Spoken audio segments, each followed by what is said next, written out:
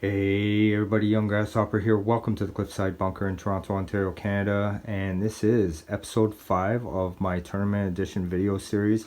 Now, this was just supposed to be an introduction. My Tournament Edition rules are not as complex to warrant a 5-part series. I spent a lot of time talking about the elements, the dynamics of my Tournament Edition rules, but there's not a lot of changes. But this is the last video of this series, part 5. We're going to be talking about the new victory conditions, the victory tokens, and I just want to say thanks for everybody just watching and going through them. They're going to get shorter now.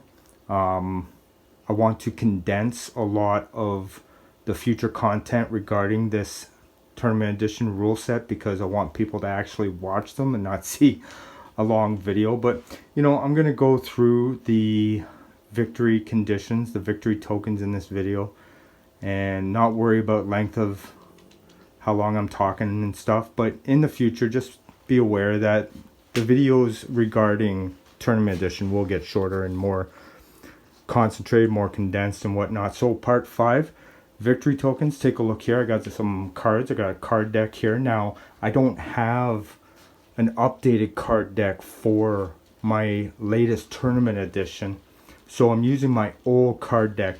Now, we really looked at the victory tokens and we changed a few of them. This is the deck from my 2017 tournament in Toronto. I'm going to show you what the victory tokens are now. I'm going to use my card deck as just like, you know, a reminder tool, but also to maybe those that played at the tournament in 2017, they're coming back to play again and they want to know what's changed. But I will have a card deck made soon enough. But of course, we need to make sure that the victory tokens are in stone before I go ahead and publish that and you guys go buy it. I don't want to make any changes whatsoever to the victory tokens. Not saying that any of these are going to change, but for whatever reason, if one needs to change, I would rather wait to see before I publish and sell these card decks, okay? So there's a lot of changes, and I'm going to go through each and every one of them, but ideally, take a look. 1, 2, 3, 4, 5, 6, 7, 8, 9, 10. 10 Access tokens and 1, 2, 3, 4, 5, 6, 7, 8, 9, 10. 10 Allied tokens. Now, here's the thing about the tokens. If you gain a token, if you achieve any one of these conditions on one of these cards, you're going to go up a point. That's 1-0 as soon as you achieve it. You don't have to hold it till the end of the game. As soon as this becomes true, for whatever reason, when or how you ever achieve this is irrelevant. The fact that this condition is true, boom, you score like you score a goal. Okay, you score a goal like you score a goal in soccer, you score a goal like you score a goal in hockey. So you score it and it's 1-0, okay? So unlike say Bbr out there, Bbr victory tokens are slightly different. You actually have to hold them by the end of the game to actually score them. And you know, you know, these things come in my mind and I think to myself, should I really bring this up? But you know, some idiot messaged me saying that I was just ripping off Bbr rule set, and I just, you know, this person does not know better. He needs a history lesson.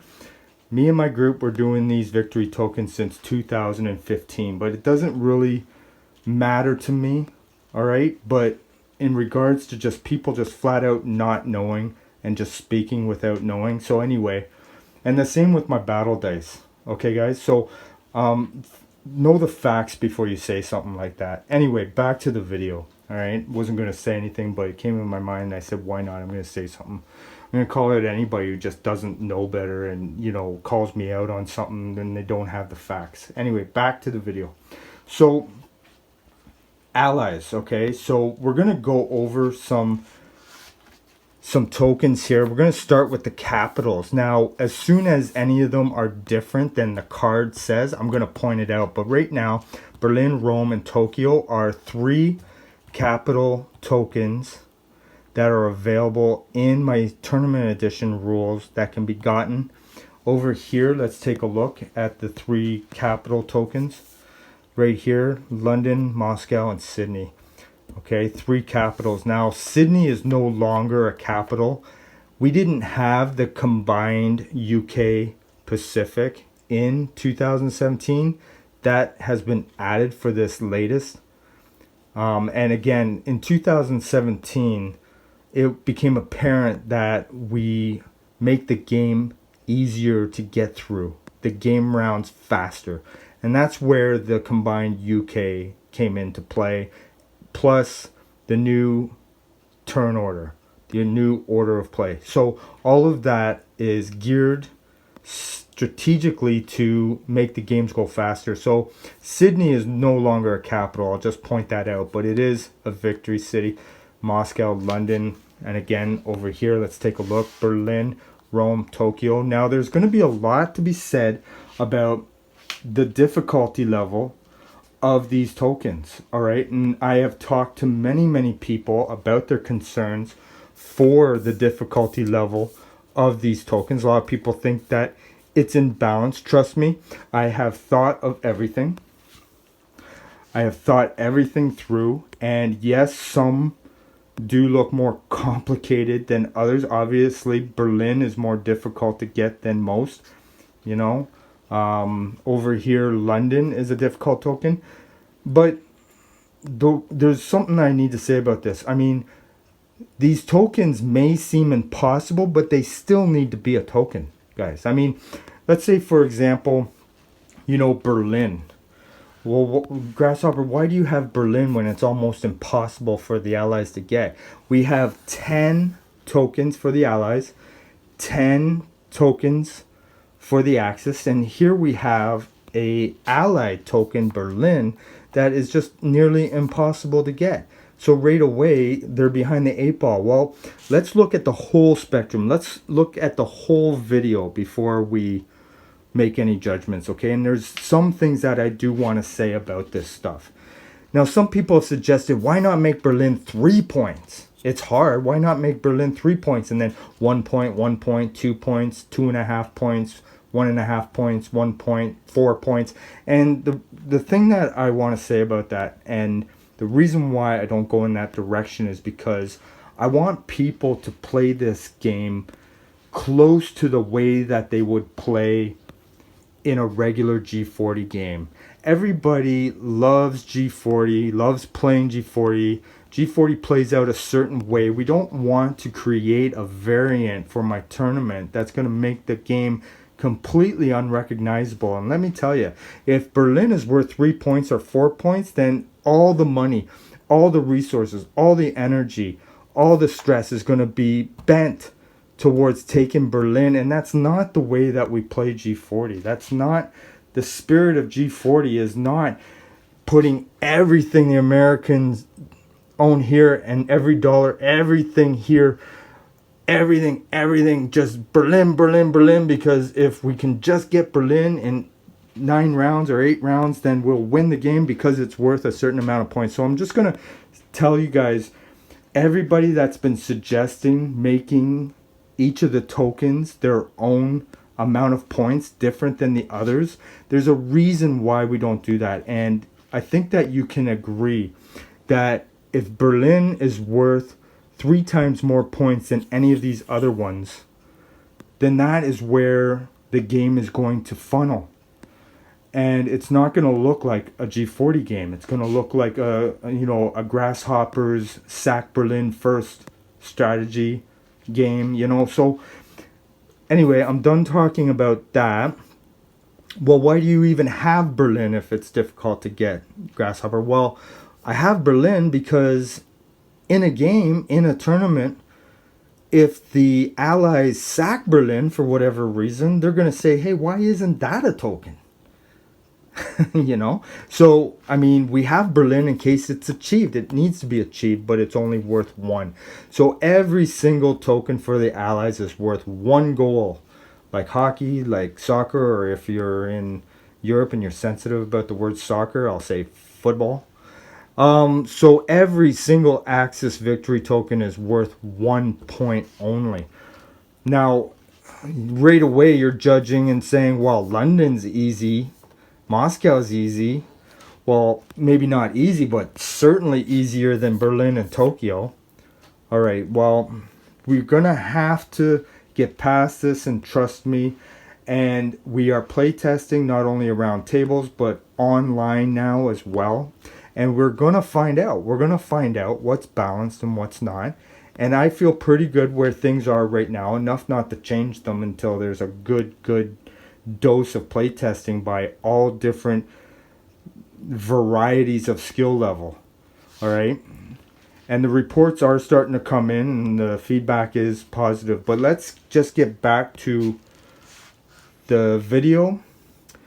Berlin, if you sack Berlin, you're going to get 1 point. You'll go up 1-0. Okay? So if you do a Denmark can opener and you succeed and you get Berlin, it's 1-0 only, all right? It's not, Berlin's not something you should strategize to get within a tournament game. Neither is Tokyo. But Rome is. Rome's definitely doable. And this is what I like about the tokens. This is what I like about Rome. And again, the spirit of the tokens is that if when you get it, when you succeed and you throw everything at it and this condition becomes true, then you get the token. It can never be taken away from you. So the Allies control Rome. That is a token. Let's say the Americans are right here.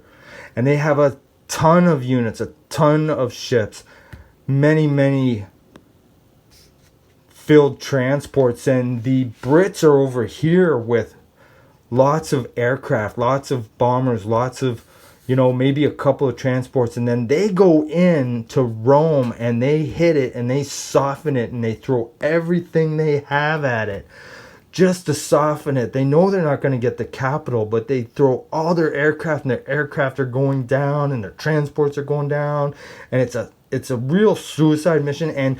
And of course, Italy wins, but they've lost maybe a third of their army or even a half of their army. And now the Americans go in, and now it's all part of an allied strategy. Now the Americans go in with everything, and maybe it wasn't enough to take it with what was there before. But now that the Brits have softened it, the Americans are in there now, and they're battling away, and they win. They win and they take Rome with 1 tank. And they put their roundel on there and they collect 3. And they spend all those resources, all those land units, all those transports are now empty sitting here. They're going to probably get wiped out because of the German planes, but it doesn't matter. Doesn't matter how much you've lost because you got the token and you're up and you scored and you got the Rome token. That's what this game is about, okay? It's not about sitting off Gibraltar and waiting and turtling and waiting and building up. Because why? Because what's the point of going in and attacking Rome and getting it if you're just going to get thrown back into the sea and your transports are now empty and the Germans are now here? They liberated for Italy and you don't know what to do because you got to go all the way back to fill your transports. It's almost a useless strategy except for in Tournament Edition. In Tournament Edition, you throw everything you got at Rome and you take it. It doesn't matter if Germany kicks you back into the Med Sea because you got what you came for. And it was all worth it, okay? So that's the spirit of the Tournament Edition rules. That is the excitement of the strategies that you build. And you're going to be put in a position where you're going to be asked to throw a lot of units, a lot of resources at something that maybe you wouldn't do in G40, okay? So, I mean, we're not going to be playing a pure G40 game. Like, I'm aware that these tokens affect strategy, but I'm going to declare now that I believe, you can challenge me, but I believe that these tokens enhance strategy. Okay, so moving on, we've got London and Moscow. Of course, if the Axis land in London and take London, they're going to get a token. If they, of course, go all the way across the Soviet Union territories to get Moscow, they're going to get that token. You got to sack Moscow to get it. And Sydney, if Sydney is taken over here in Australia, you're going to get a token as the Axis. Okay, so those are the Allied and Axis capitals per se. And I already explained Sydney's not a capital anymore in this game. I am dealing with the 2017 card deck for my tournament. Not everything here is true. Don't take what you see on these cards for gospel. I'm going to explain what is different, okay? Let's take a look here. We got Asia, Africa, Paris, and Pacific. Let's put these aside. We got here Asia, Africa, Europe, and Pacific. Now, Asia, Africa, Europe, and Pacific. Asia, Africa, Europe, and Pacific. Asia, Africa, Europe, and Pacific. It says Paris, but it's Europe. Okay? Asia, Africa, Europe, Pacific. So just like we have the capital cards, we've got Asia, Africa, Europe, and Pacific. Asia, Africa, Europe, and Pacific. Now let's talk about one that is not here. Okay? And let's talk about one that's not here. Now ignore what you read here. Ignore this, okay? We're going to be talking about a token for each that's not here. And that is the China token. China. Okay, the Axis China token states the condition is if the Axis control all originally controlled Chinese territories, they will get a token. So the Axis need to control all China originally controlled territories, and then they'll get a token as soon as that happens, as soon as that condition becomes true. Now, the Allies, and this goes back to what I was saying about, you know, the difficulty level, you know, you need to just keep an open mind and trust me. The Allies, it's the same. If the Allies control all China territories, originally controlled territories, they're going to get a token. Now, obviously, the Axis China token is easier than the Allied China token, okay? But don't get wrapped up in that. Now, here's the deal. If Japan takes all of these territories, that deserves a token.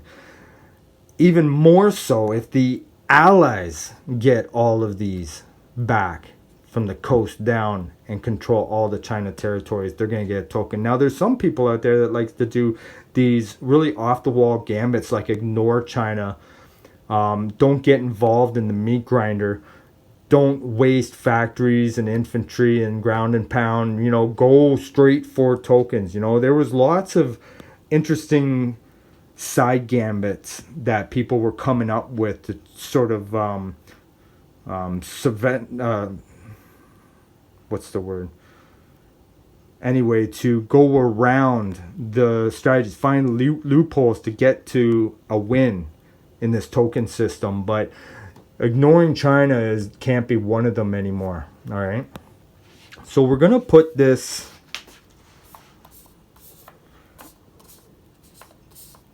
We're going to put this right here. This is the China token. Just explained it. Okay.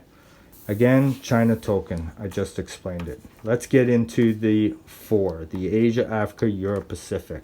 So each side, Allies and Axis, have a China token, and it's worded the same. Now, just because the title is the same doesn't mean the condition is the same. Sometimes, like the China token, that's the same. Here, the Asia token is also the same. So the Asia condition says that the Axis control Calcutta, Malaya, Hong Kong, and Shanghai. If the Axis control Shanghai, Hong Kong, Malaya, and Calcutta, they're going to get a token. Now, the Asia token for the Allies is exactly the same. The Allies have Calcutta, Malaya, Hong Kong, Shanghai. Now, obviously, the Allies have these three to begin, but of course, they need Shanghai to get the token. Is that possible right out of the gate? No, I would say not. There's no transport, there's no units, and the fact that they can't declare war until the beginning of their third turn anyway. All right. So the same condition for both Axis and allies for the Asia token must have Calcutta, Malaya, Hong Kong, and Shanghai. Let's move on. So that is the Asia token right there. We talked about it. Again here, the Asia token, we talked about it. The Africa token, arguably one of the most exciting theaters in a token system game, the tournament edition game, going for Africa. Now, this is a case in which the title of the token is the same, but the condition is definitely different. So, for the Axis, the Africa token is to control Morocco, Algeria, Tunisia, Libya, Tobruk, Alexandria, and Egypt. So if the Axis control every single one of these at the same time, anytime in the game, at any time in the game, and however they do it, Egypt, Alexandria, Tobruk, Libya, Tunisia, Algeria, and Morocco, they're going to get a token. They're going to get the Africa token, the Axis Africa token. However, the Allied Africa token is that the Allies control all non-neutral territories on the continent of Africa. All non-neutral territories on the continent of Africa. Transjordan does not count in Africa, and Madagascar does not count as being on the continent of Africa. So all of this non-neutral territories, they don't have to control Angola or Mozambique. All right, so if the Allies, kick the Axis out of Africa completely and control all non-neutral territories on the continent of Africa, they're going to get a token. And I would suggest that that's a doable, gettable token for the Allies. If I hear a game report in which it's like 2-0 Axis or 1-0 Axis, I'll ask myself, where were the Allies on the Africa token? That's the easiest one to get for the Allies. If you have a plan to get Africa, eventually you should arrive there, whether it's turn 5, turn 6, turn 7. But eventually, if you're going for it and you haven't lost focus of this goal, of this score, there's no reason why you shouldn't end the game. Even in a losing game when you've lost, there's no reason why the Allies shouldn't have the Africa token. All right? And there's strategies involved, right? You got to think of the order of play.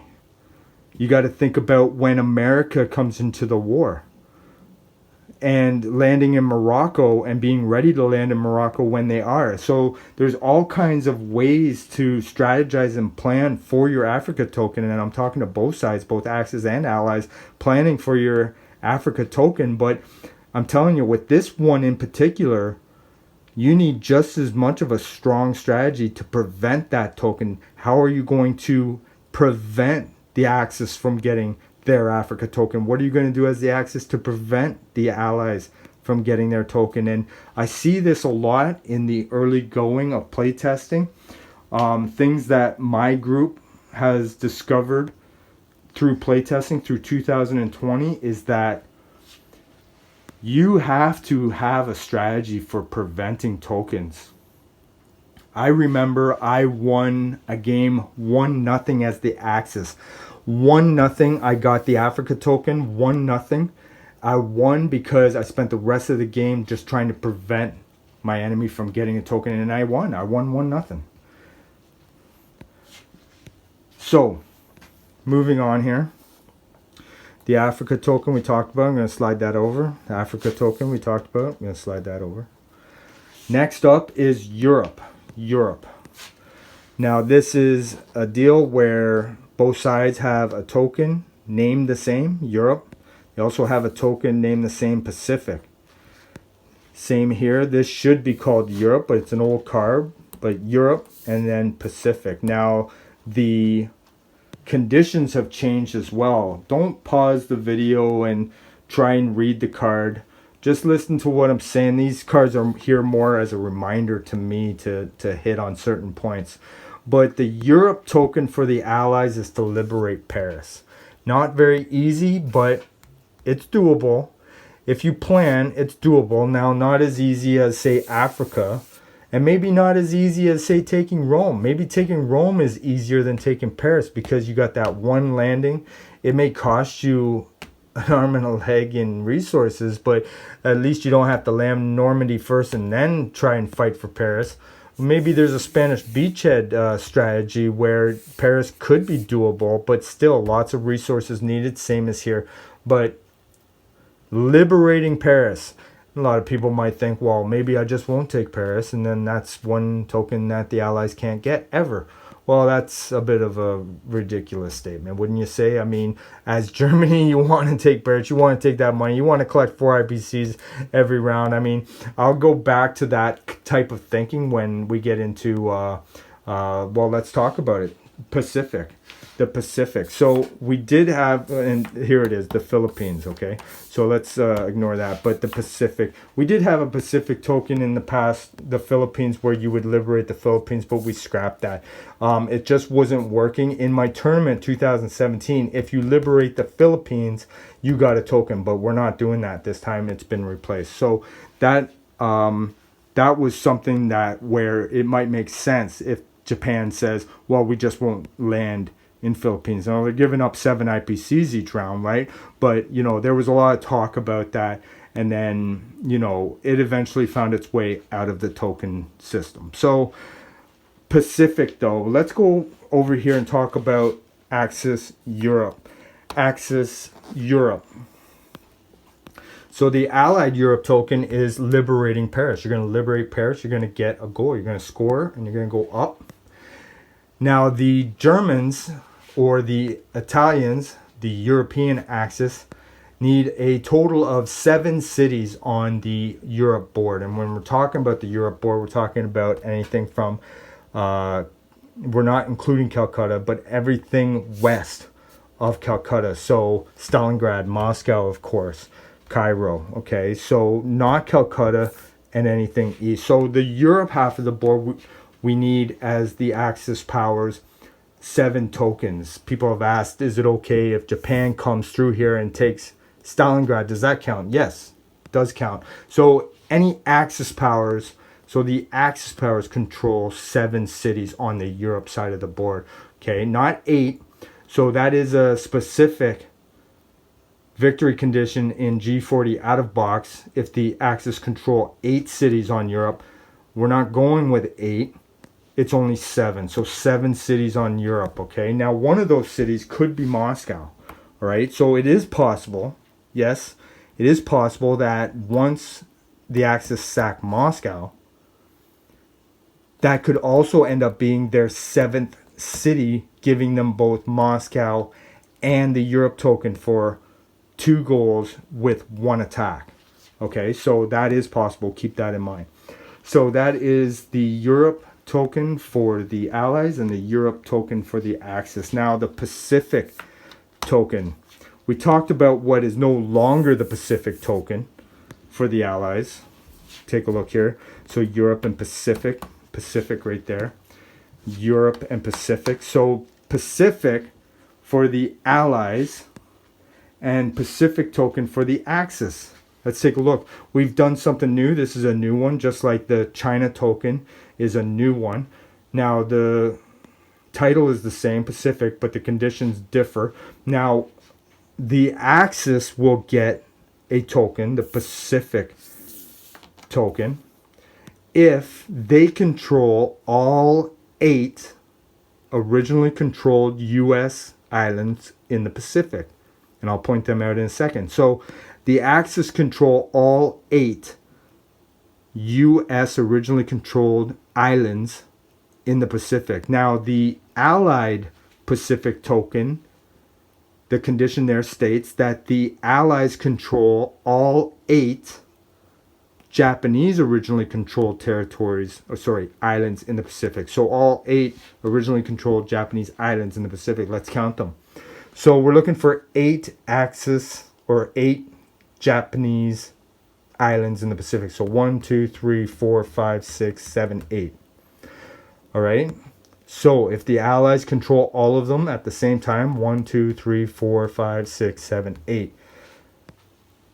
if they've jumped on them, controlled them at any point, no matter when or how. And we'll talk about certain strategies that will allow you to go after this, and certain strategies that will allow Japan to block or prevent this token, but that's not the video for this. You will get the Pacific token. I think it's a very doable token. I think if it's planned well, and especially if Japan is sleeping at the wheel, going after their own tokens, this is totally something the Allies could get. And not enough people are thinking about it out there in playtesting and online. It's what I feel anyway. You know, the focus is maybe on Africa and Rome, which is fine because the Allies need to get their tokens any which way they can, right? But this is a doable one. I'm sure you jump on a couple early on, and sure, it doesn't look threatening, but from Caroline you can jump and rainbow and spread. Now let's count out the American original controlled islands in the Pacific for the Axis powers, the American. Where's 1, 2, 3, 4, 5, 6, 7, and 8. They're a little bit more spread out and hard to see because the roundels don't pop out. So let's do that count again. So we're looking for 8 originally controlled American islands in the Pacific. 1, 2, 3, 4, 5, 6, 7, 8. We're counting Aleutian, okay? So those are the 8 originally controlled American islands in the Pacific that the Japanese need to control. Now, if you have ideas, you know, Allies, if you have ideas that you're going to spend and move every single thing over to the Atlantic, right, and just ignore and abandon the Pacific, that's something that if the Japanese get, that is definitely on your doorstep, America. That is definitely your fault if that happens, okay? If the Japanese, with everything that they've got going on, everything that they've got to do, and the tokens on their plate, if they get the 8 originally controlled American islands in the Pacific, then it means that America was nowhere to be seen in the Pacific, is what I think. So that is the that is the Allied Europe and Pacific and the Axis Europe and Pacific tokens. Okay, let's get into the last ones. There's a couple of unique ones for each side. I'm going to talk about 2 of them. Okay, 2 unique ones for the Allies, 2 unique ones for the Axis, and they're definitely not titled this way. These are something that came about. We're very, very happy with where we are now. I'm going to put a link in the description box of this video where you can go. And you can click that link and it'll send you to axeanallies.org where everything is listed out. You can take a look at the list of tokens for the Allies, for the Axis. Now, many people have been saying you need a ruled document. You need something printable. And I understand that. Definitely, I'm going to get to that. I've been shooting a lot of videos. Definitely going to sit down and give you something raw that you can download. I'm looking for a new file sharing site as well, guys. So something raw, something you can download, have around the tables. Not a lot of people are playing around tables right now, but anyway, for now, it's just everything's listed in the thread that I provided, okay? So let's look at the last 2 victory tokens for both sides. Economy. Now, this amount has differed throughout the years, okay? The Axis powers, so we're talking all 3 Axis powers. Germany, Italy, and Japan have a total combined income of 142. Now, don't take that. That has been boosted and it's now at 144. So if all 3 Axis powers have a total combined income of 144 IPCs on the income tracker, they're going to get a token. This does not include national objectives. Of course, it does not include national objectives, guys. Don't ask if it includes national objectives anymore. Of course it doesn't. It's what is showing on the income tracker. It is the lands you have taken and the value of those territories that you now control. If they amount all 3 combined to 144, no matter when or how in the game, you're going to get that token, okay? That's the economy token for the Axis. Let me just go over here for a second here. We're going to talk about something that is not... There's no card made up for it. It's called the diplomacy token. The diplomacy token is a new one that we're trying out. And again, not new in the sense that, you know, we're just throwing stuff out there, seeing if it sticks to the wall. We've play tested these. All of 2020, 3 of us throughout the pandemic, you know, when restrictions weren't so tight, 3 of us, definitely not my usual 12, 15 member gaming group. No, just 3 of us play tested these throughout 2020. But the diplomacy token declares that if the allies control all pro-allied neutrals on the board, all pro-allied neutrals on the board. So you need to come and land here and claim the standing army and claim the pro-allied territory of Brazil. Now, I believe there's 8 of them in total. I think I've got that right, 8 of them. Look up here. Don't forget to take this. Maybe your first turn as the allies. Take that mechanized infantry. Come in here. Go to pro-allied Erie. Erie. People get upset when I mispronounce that.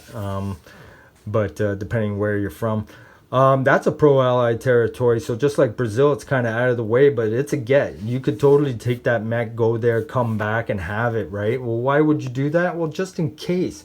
Just in case it's round 5, round 6, and you're just about to take the last pro-allied territory of Crete, the island of Crete, you realize, no, we can't because England did not go get the pro-allied Erie. Or Irie. Alright? So, Crete, don't forget, pro-allied. So that's 3 out of 8. And then, of course, you've got Yugoslavia, Greece, right? You got Persia, Northwest Persia, Eastern Persia. So count all the pro-allied neutral territories. You have to get a man there. You got to get a roundel down there. You got to hold all 8 at the same time. And if you do that, you're going to get the diplomacy token. All right. Moving on now. And that's the allied token there is the one I'm going to talk about last. Now, this is another relatively new one. All right, this is a bit of a harder one for the Axis, of course, and you're thinking, well, you know, the Allies have had hard ones up until this point. Definitely easier to play as the Axis if you think about it, if you take it solely just for what is written on paper. But for the last Axis token, you're going to get that if you control San Francisco and or Washington. San Francisco and or Washington. So if you land in Washington, you're going to get that token. You don't have to control both Washington and San Francisco. You get one, you're going to get that token. This actually came about from a 2017 tournament table in which Gargantua took Washington, and he said, hey, where's my token for that? So thank Gargantua for this particular new token. If the Axis control Washington and or San Francisco, they'll get that token. Now let's talk about the last one. Well, why are half these tokens almost impossible to get? Well, because if you're playing in a tournament and it just so happens you succeed at one of these almost impossible quote unquote tokens, you should get something. You should get rewarded. So the last allied token, the last token I'm going to talk about, we've talked about all 10 Axis tokens that you can get in this game. We talked about 9 of the tokens that you can get as the allies so far. The last token for the allies can be had at the end of the game. Or when does the game end? The game ends right now. We have decided that the game ends at the end of 8 complete game rounds. Now this is tournament play. 8 complete game rounds. So that's where we're at right now. You know, maybe we might change it to 9 complete game rounds, but that I wouldn't hold your breath. So right now we're at 8 complete game rounds. Now if we see that there are some things through playtesting and going after tokens that 9 full game rounds is way more better for 2 or more tokens, then we may think about it. But right now, it's at the end of 8 complete game rounds. At the end of 8 complete game rounds, if the score is tied, or scoreless, which is a tie, 0-0 is a tie, so it can be scoreless or 1-1, 2-2, 3-3. If it's tied at the end of 8 game rounds, the attrition token will be awarded to the allies. The attrition token is an automatic win for the allies if it's used. It's used because the game is tied at the end of the war. So if the Axis have not out and out won by 1 token and it's tied, the allies have an attrition token which automatically gives them the win. And the attrition token reads, the game is tied at the end of 8 complete game rounds, okay? So as much as you want to say, well, the allied tokens are much, much harder on paper than the Axis tokens, yes. You know, you may have a point. But in many of our playtesting games, you know, we're down 1-0 as the allies. My teammates, you know, grumbling because, you know, we're going to lose. And I say to them, listen, we're only 1 token away from tying this thing. And if we tie, we win. Right? Now, that's where we're at right now. That's where we're at. And I'm sorry that I had to use the old cards in this video demonstration. And again, I mean, a lot of people aren't even going to watch this 5-part series. I'm going to bring out some videos that are going to be much cleaner, much shorter, more professional, better production value to really help people just watch a 5-minute video. And, oh, the light quit. The light decided to quit. So it means that we're getting on too long. But, people are going to be much more engaged when they watch a 5-10 minute video tops on all the rules. Right now, I'm just rolling this out for everybody. And again, if you have time to watch a 45-minute video about Victory Tokens. But here's the thing. I mean, this series is over. I'm going to get into more tournament edition content that is just different, okay? And we'll see where that goes. But obviously, we needed to talk about the Victory Tokens, and there will be a new card deck. And again, I'm waiting. I need more information, guys. I need more battle reports. When you send me a battle report based on a game that you played, please tell me, you know, what the score was, what tokens were taken, when they were taken during the game. It all helps. It all definitely helps. And again, when you're out there and you're playing online, you do not need to use the assigned players. The mandatory assignment players is just for tournament around the table. Again, stage cards. I'm going to be introducing stage cards soon. You don't need those for online play. There's a lot that you don't need that you're reading in the forum for online play. Even the 8-round, you know, like if you guys are having a great game, just keep it going, right? You don't have to stop at 8 rounds. I mean, I don't know if Contango made it so that it does stop at 8. I don't think he did. But, I mean, just in the spirit of just having fun, and you feel like, okay, let's say that the Axis won 2-1, but hey, let's keep playing because it's fun. And I think we can get another token in turn 10. I'd like that kind of information. Hey, we got a token, this particular token, but it was in turn 10. We don't really see how we could have gotten it sooner. But anyway, thanks a lot, guys. Really appreciate it. I'm going to talk so much about these tokens.